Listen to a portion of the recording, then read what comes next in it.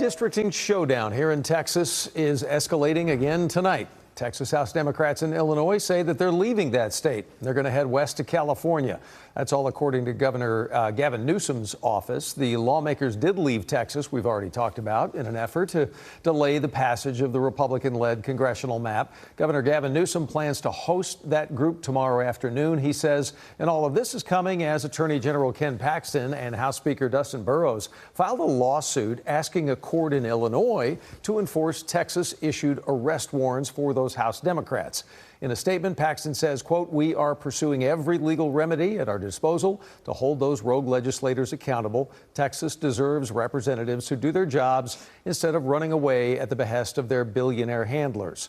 One of the named defendants in the suit, State Representative John Busey, responding to the lawsuit, saying, quote, "Once again, the Attorney General and now the Speaker of the Texas House are using the justice system to hunt down their political opponents and silence the voices of millions of Texans and Americans across the country." Goes on to add, quote, "If defending democracy is a crime, I'm proud to be an outlaw." You should also know that Paxton said today he's investigating a political action committee, a PAC, that he says is backed by billionaire George Soros. Paxton says it's illegally raising money for those Democrats who left Texas this week.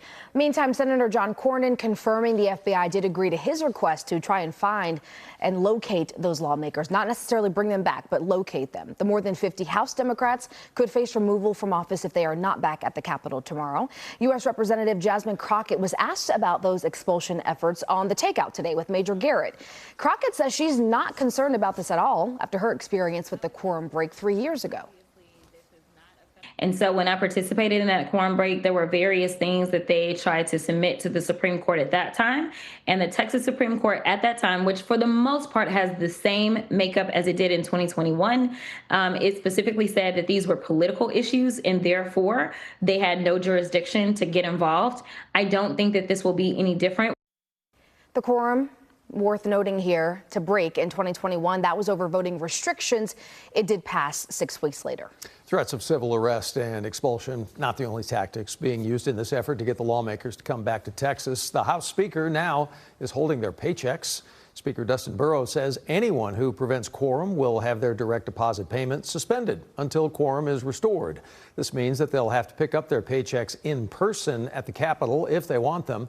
We are told the paychecks are generally available around the first of the month and typically amount to roughly $600. Well, even despite all the drama we're seeing in the State House, those new congressional maps, which you're seeing right here on your screen, which would give Republicans up to 5 additional seats, now goes to the Senate floor. That'll be next week. Of course, as expected, it passed along party lines today in Senate committee. We're expecting tomorrow could be a big day in Austin as the Texas House tries to reconvene. They'll try to do that at 1 o'clock, but we're going to be live for you at 12:30 inside the state capitol with the latest as it's unfolding. You can stream it again tomorrow 12:30 on our CBS News app. All you have to do is click the Texas section.